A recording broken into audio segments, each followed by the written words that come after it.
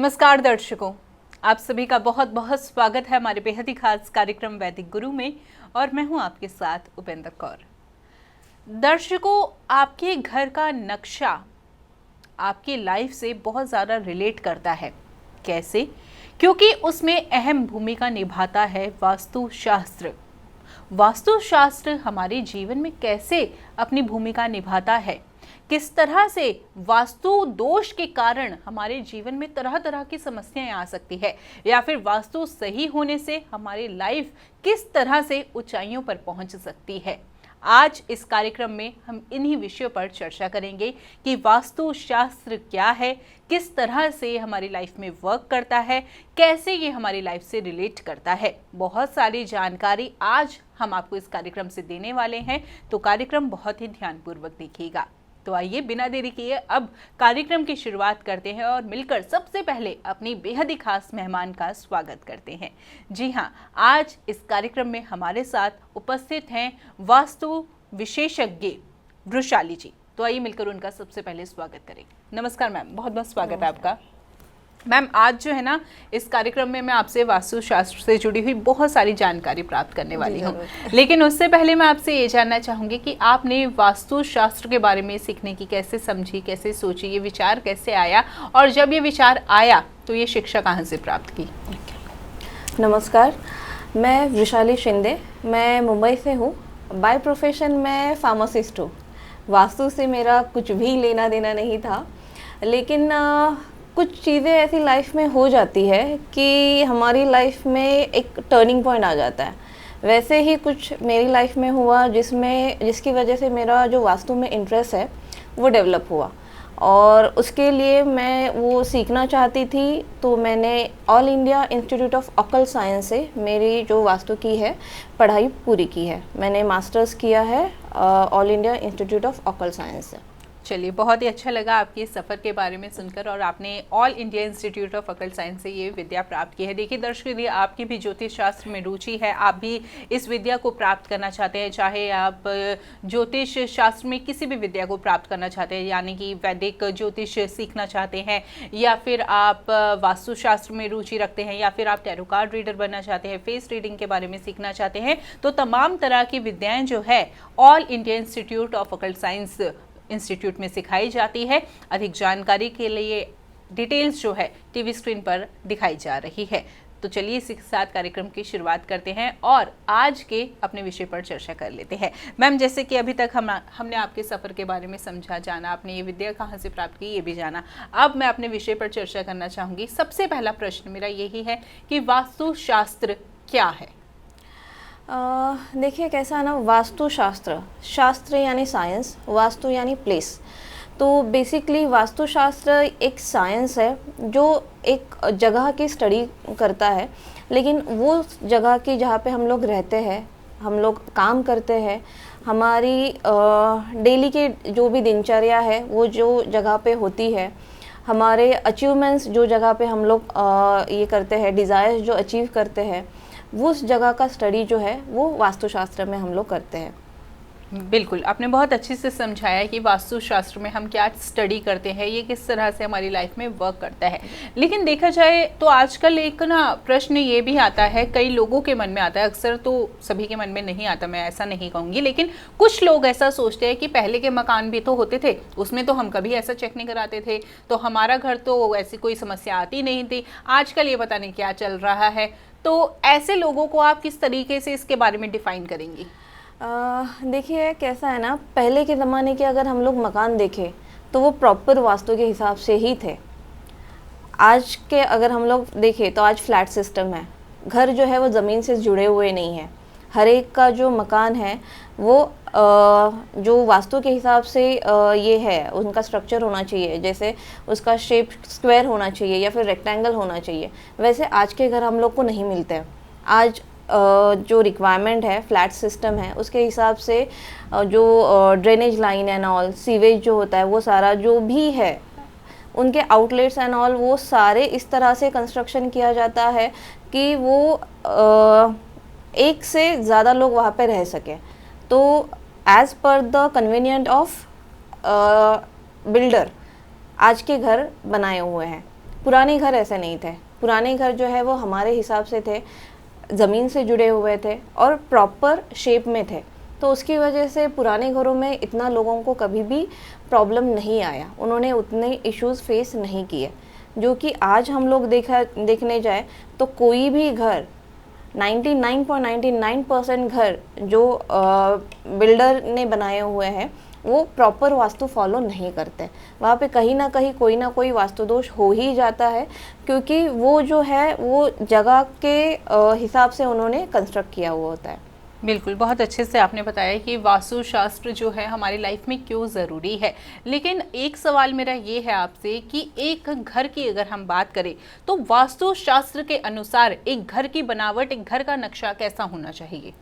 देखिए, मैंने बोला आपको घर का जो नक्शा है, जो शेप है, वो प्रॉपर या तो स्क्वायर होना चाहिए, रेक्टेंगल होना चाहिए। गौमुखी घर हो तो भी चलेगा, लेकिन ये इसके सिवा सिंहमुखी घर हो गया तो वो नहीं चाहिए।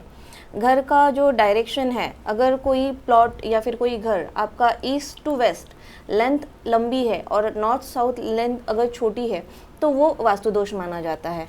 उसकी वजह से घर में जो है वुमेंस से रिलेटेड इश्यूज होते हैं, वुमेंस की डेथ होती है, एनिमीज़ जो है वो बढ़ जाते हैं।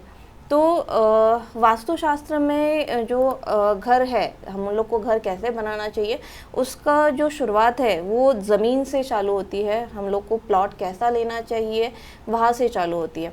तो वो अलग अलग स्टेप्स उसमें जाते हैं। जैसे आप सबसे पहले वहाँ पे देखोगे कि आपके प्लॉट का शेप क्या है। उसके बाद आप देखोगे कि वो प्लॉट का स्लोप कौन सी डायरेक्शन में है। जो प्लॉट का स्लोप होता है वो आपका हमेशा नॉर्थ ईस्ट और ईस्ट की तरफ होना चाहिए। अगर वही स्लोप साउथ वेस्ट या फिर साउथ ईस्ट की तरफ हो तो वो जो ज़मीन है, वो जो प्लॉट है, वो जो भी कंस्ट्रक्टर है या जो भी वहाँ पे रहने वाला है उसको वो प्रॉब्लम क्रिएट करता है। देन आगे आप जाओगे तो वहाँ पे सॉइल देखी जाती है। जो प्लॉट की सॉइल है वो कौन सी तरह की है, वो किसके लिए बेनिफिशियल है। सॉइल में भी अलग अलग टाइप्स आते हैं, वो उसके हिसाब से जो भी वहाँ पे रहने वाला है उसको बेनिफिट्स देती है। देन अगर जब भी हम लोग वहाँ पे घर बनाने जाते हैं या फिर आप बिल्डिंग बना रहे हो, तो जब भी आप वहाँ पे कंस्ट्रक्शन स्टार्ट करते हैं, आप एक्सकेवेशन चालू करते हो, ज़मीन की खुदाई चालू करते हो। तो जब भी वो खुदाई आप चालू करते हो तभी वहाँ पे जो सॉइल आ रही है, आप निकाल रहे हो बाहर, उसमें क्या क्या चीज़ें आपको मिल रही है, उसके हिसाब से भी वो ज़मीन सही है या नहीं है वो डिसाइड किया जाता है।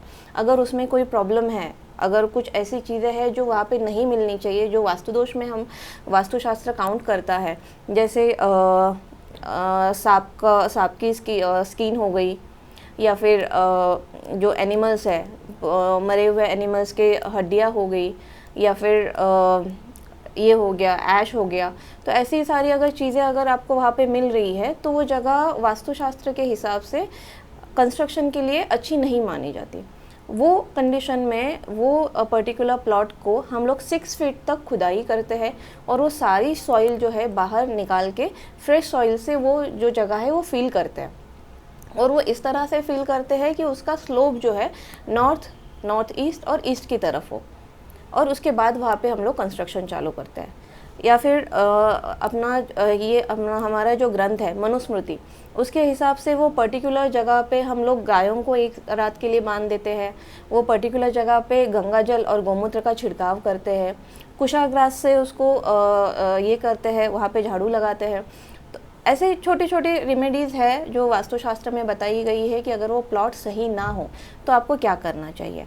और वो पूरा प्लॉट जब भी आप स्टार्ट करते हो वहाँ पे कंस्ट्रक्शन, तो आपको हमेशा कंस्ट्रक्शन जब भी खुदाई है वो नॉर्थ से स्टार्ट करके साउथ वेस्ट की तरफ आपको ख़त्म करनी है।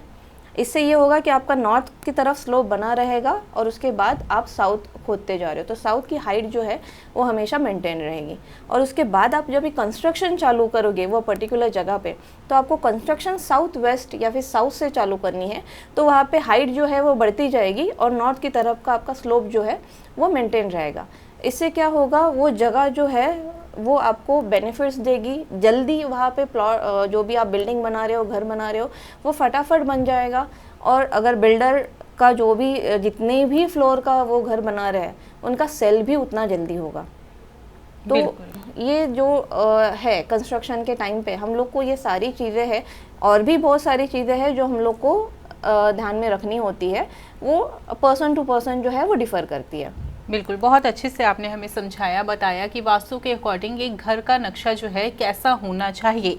लेकिन एक सवाल मेरे मन में भी ये आया कि जैसे अब देखा जाए कि शहरों में जो अब ना जड़ से बहुत कम देखने को मिलते हैं मकान, अक्सर लोग जो है फ्लैट्स में रहते हैं, एक बिल्डिंग में 16 फ्लैट्स और मतलब बहुत सारे फ्लैट्स होते हैं। लेकिन कई बार ऐसा देखा जाता है कि वो समस्या बस पर्टिकुलर एक ही फ्लैट में आ रही है, नक्शा तो सभी का सेम है, तो एक ही पर्सन की प्रॉब्लम, सॉरी माफ कीजिएगा, एक ही मतलब उसमें फ्लैट में क्यों ये प्रॉब्लम आ रही है? नहीं, ऐसा नहीं होता है। जो भी लोग वहाँ पे रह रहे हैं, चाहे वो बिल्डिंग 4 माले की हो, 16 माले की हो या 50 माले की हो, वो सीरीज में जितने भी लोग रह रहे हैं उन सबको कोई ना कोई इफेक्ट होगा। लेकिन वो इफेक्ट जो है वो पर्सन टू पर्सन डिफर करेगा। क्यों करेगा? क्योंकि भले ही उनके घर का नक्शा सेम है, लेकिन घर में उन्होंने कलर कौन सा किया हुआ है, कौन सी डायरेक्शन में कौन सी चीज़ रखी हुई है। जैसे पेंटिंग्स भी मैटर करती है कि आपने कौन सी डायरेक्शन में कौन सी पेंटिंग लगाई हुई है, कौन सी डायरेक्शन में कौन सा कलर किया हुआ है। जो ओनर है उसकी राशि कौन सी है, उसका जन्म कौन सी तिथि में हुआ है। तो बेसिकली वास्तु जो है वो अफेक्ट करती है, लेकिन उसके साथ जो एस्ट्रो का पार्ट है वो भी उतना ही मैटर करता है। ग्रहों की दिशा और ये वास्तु, ये दोनों कंबाइन होके पर्सन टू पर्सन जो है वो इफ़ेक्ट्स देते हैं।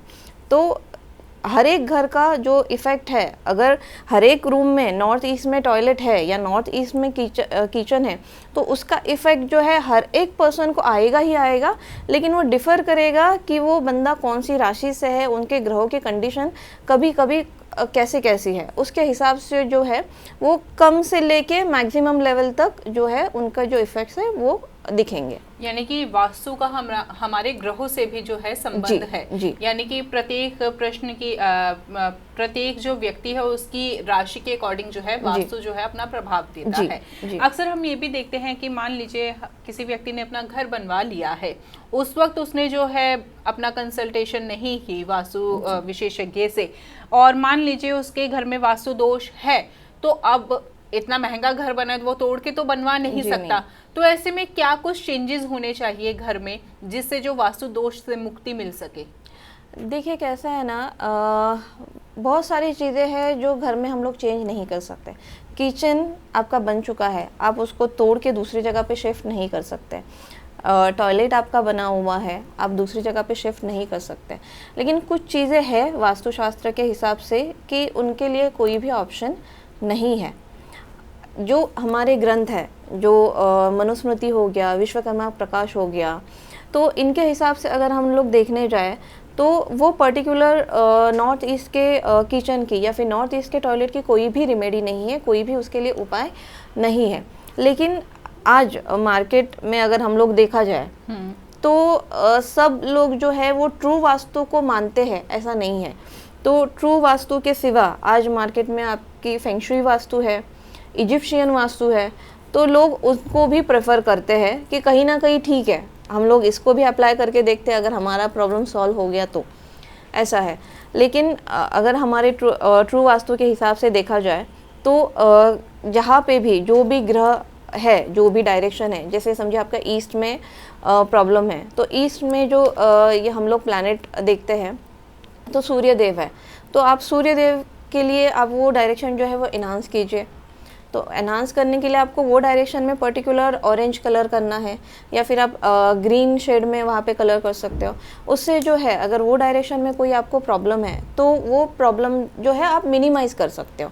ऐसा नहीं कि वो प्रॉब्लम पूरी तरह से ख़त्म हो जाएगी, लेकिन आप जब भी आपके वास्तु में 9 ग्रहों के हिसाब से और 16 दिशाओं के हिसाब से पूरी तरह से जो डायरेक्शन में जो चीज़ होनी चाहिए अगर वो नहीं है तो वो डायरेक्शन को एनहांस करोगे, या फिर वो प्लैनेट के हिसाब से अगर वो डायरेक्शन के लिए कुछ उपाय करोगे तो वास्तु जो है वो आपको उसके पॉजिटिव इफेक्ट्स देना चालू करती है। बिल्कुल, बहुत अच्छे से आपने हमें समझाया। लेकिन अभी आपने जिक्र किया ट्रू वास्तु का, इजिप्शियन वास्तु का, और एक और प्रकार के वास्तु का आपने नाम फेंग शुई लिया वास्तु। जी। तो ये किस प्रकार के वास्तु है, किस तरह से ये हमारी लाइफ में वर्क करते हैं? देखिए, ट्रू वास्तु जो है वो हमारे हिंदू संस्कृति के हिसाब से है। हमारी हिंदू संस्कृति जो है ग्रहों को मानती है, दिशाओं को मानती है, और फिर देवताओं को मानती है, पंचतत्वों को मानती है। हमारे हिंदू संस्कृति के हिसाब से जो संपूर्ण ब्रह्मांड है वो पंचतत्वों से बना हुआ है और पंचतत्वों में ही विलीन हो जाता है। जो ये पंचतत्व है, यानी आकाश, जल, वायु, अग्नि, पृथ्वी, ये पंचतत्व है। तो यही पंचतत्व जो है वो आपके एक वास्तु में हर जगह पे स्थापित है। हर एक डायरेक्शन का कोई ना कोई तत्व है, हर एक डायरेक्शन में कोई ना कोई देवता जो है वो स्थापित है। तो जब भी अगर कोई किसी डायरेक्शन में प्रॉब्लम है तो वो पर्टिकुलर डायरेक्शन का जो भी ग्रह है, हम लोग उनके लिए पूजा करते हैं, उनके लिए उनके जो यंत्र है वो वहाँ पे स्थापित करते हैं और उसके हिसाब से उनको रिमेडी करते हैं। या फिर वहाँ पे कलर के हिसाब से हम लोग देखते हैं कि कौन सा कलर अप्लाई करने से हम लोग वहाँ पे जो प्रॉब्लम है वो मिनिमाइज़ कर सकते हैं। और भी बहुत सारी चीज़ें हैं, लेकिन ये सब जो है वो हमारी हिंदी संस्कृति के हिसाब से है। और फेंग शुई वास्तु ये जो है वो बेसिकली चाइनीज़ वास्तु है, वास्तुशास्त्र है, जिसमें उनके कुछ स्टडी है, उनके हिसाब से जो है जैसे एजुकेशन टावर हो गया, फिर ये जाता है इंग यांग यंत्र हो गया, फिर पाकवा मिरर हो गया।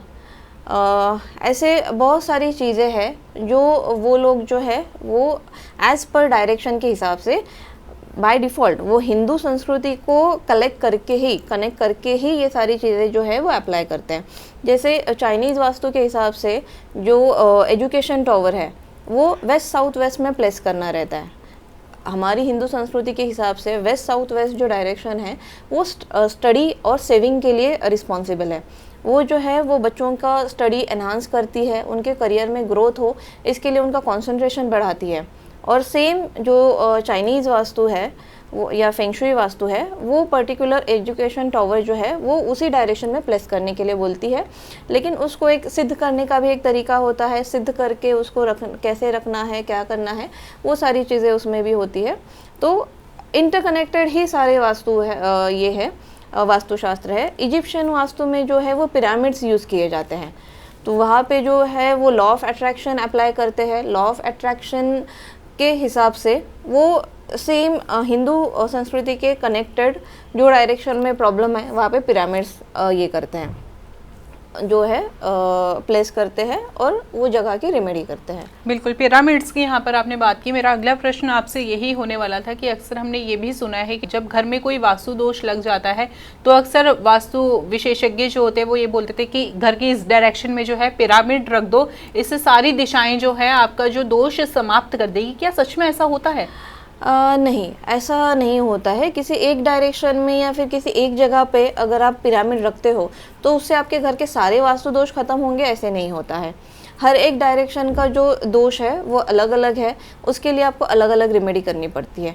जैसे अगर ईस्ट में आपका दोष है या फिर नॉर्थ में आपका दोष है तो नॉर्थ के दोष के लिए आपको वहाँ पे जो मर्क्यूरी जो प्लैनेट है उससे रिलेटेड आपको ये करनी है, रेमेडी करनी है, या फिर उससे रिलेटेड आपको उपाय करना है। अगर आप किसी भी डायरेक्शन में या फिर घर के सेंटर में अगर पिरामिड रखोगे तो वो नॉर्थ का जो इशू है या नॉर्थ का जो आपका प्रॉब्लम है वो सॉल्व नहीं होता है। तो वहाँ पे भी मैंने इजिप्शियन वास्तु के बारे में मुझे ज़्यादा आइडिया नहीं है, लेकिन हम लोग अगर इजिप्शियन वास्तु अगर अप्लाई करने जाए तो ऐसा नहीं है कि एक पिरामिड घर में रख दिया तो सारे वास्तु दोष खत्म हो गए, ऐसा नहीं है, ऐसा बिल्कुल नहीं होता है। बिल्कुल, बहुत अच्छी जानकारी अभी आपने हमें प्रदान की। लेकिन मैम मेरा प्रश्न अब आपसे ये है कि कई बार ऐसा देखा जाता है कि किसी घर में हमने मूव किया और उस घर में जाने के बाद जो है ज़्यादातर लोगों की तबीयत खराब होने लग जाती है, हेल्थ इश्यूज आने लग जाते हैं। तो ये जो हेल्थ इशू आते हैं वो किस हमारे घर के कोने में कुछ दोष होता है उस कारण होते हैं? देखिए, हेल्थ के लिए दो डायरेक्शन जो है वो रिस्पॉन्सिबल है, एक नॉर्थ ईस्ट और दूसरी है साउथ ईस्ट। साउथ ईस्ट जो डायरेक्शन है बेसिकली एज पर वास्तुशास्त्र, हिंदू वास्तुशास्त्र, उसके हिसाब से साउथ ईस्ट डायरेक्शन है किचन की।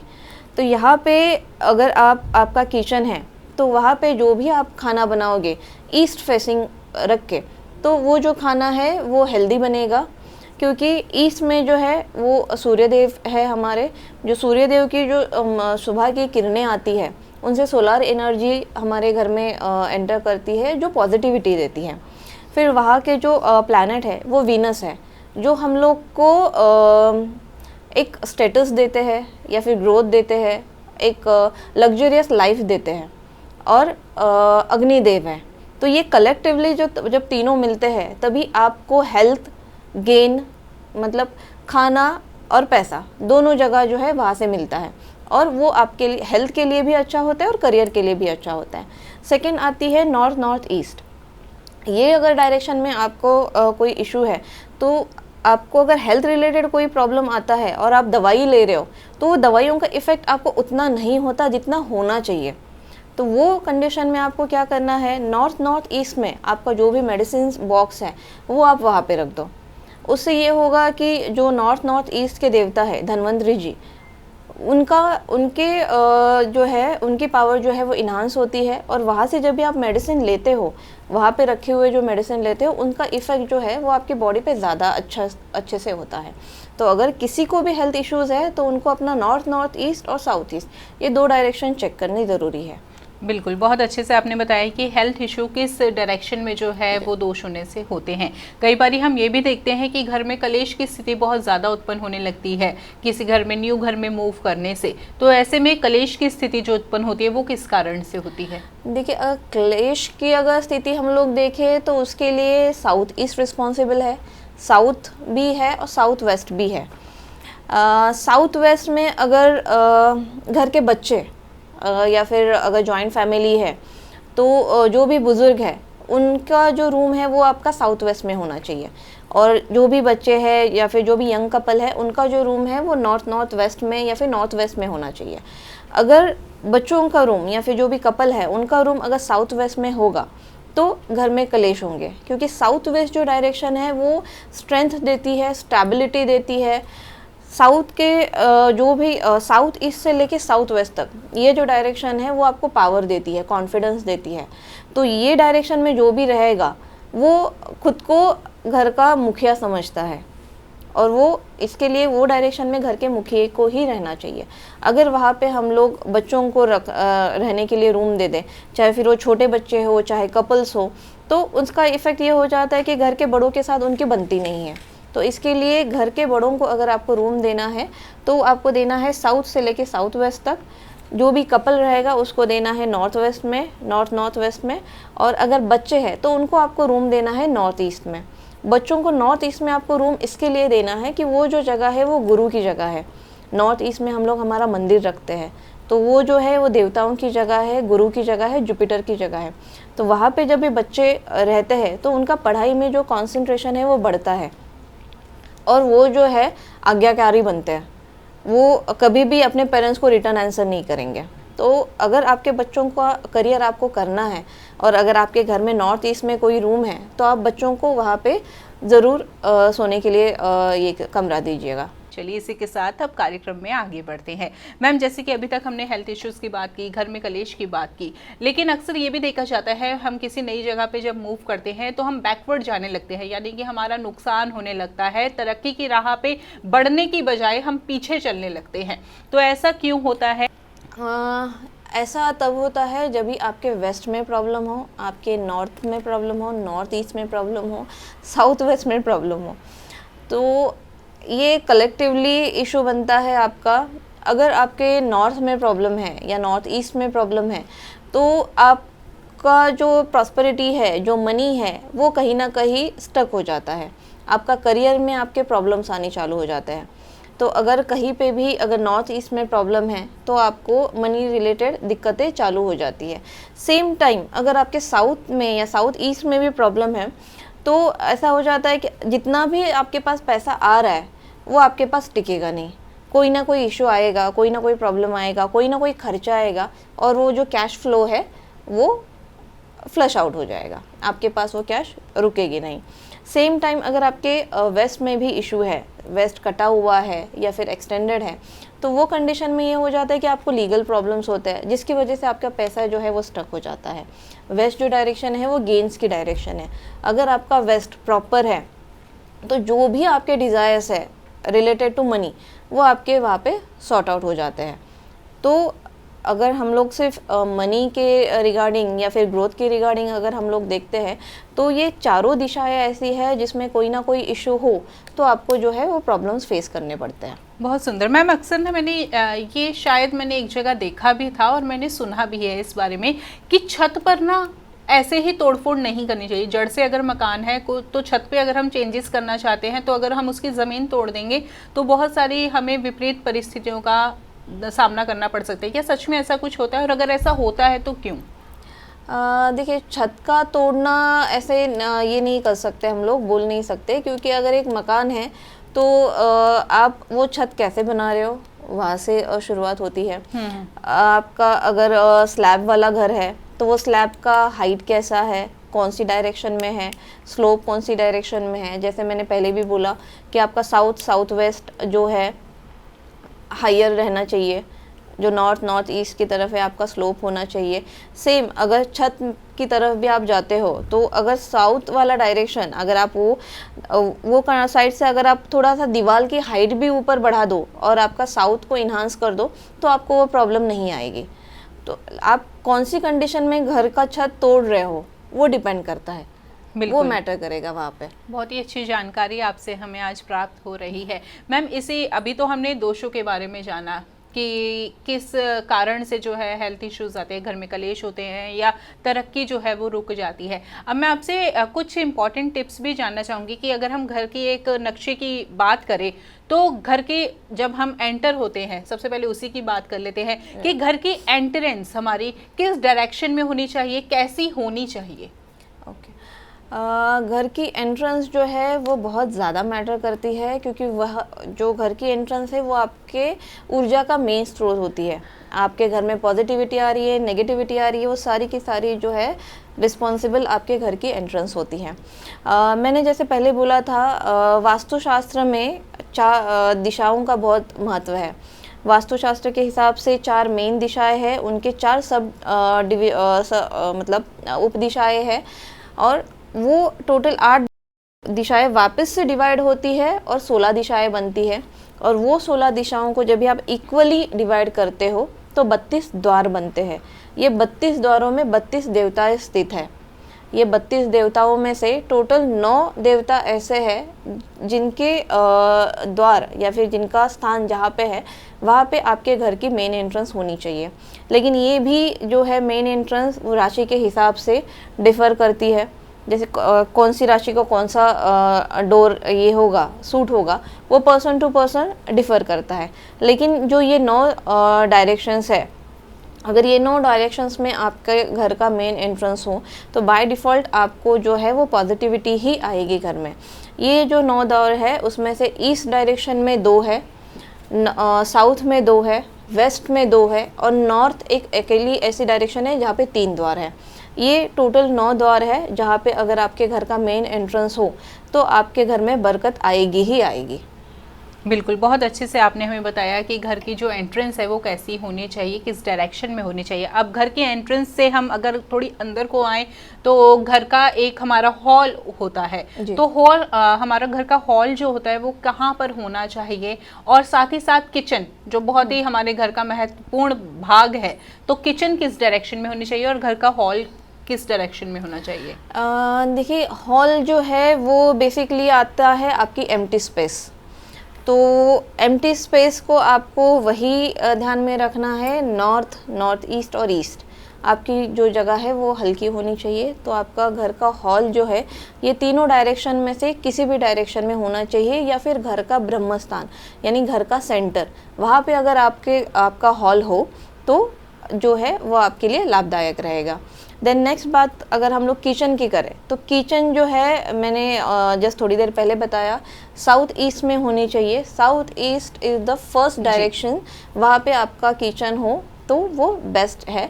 लेकिन उसके सिवा अगर आप किचन वहाँ पे नहीं बना सकते हो तो आपके किचन के लिए आप ईस्ट से लेके साउथ तक किसी भी डायरेक्शन में किचन बना सकते हो।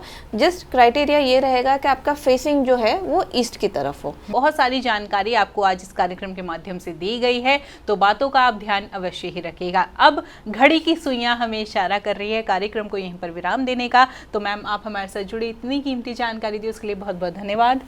Thank you. नमस्कार दर्शकों।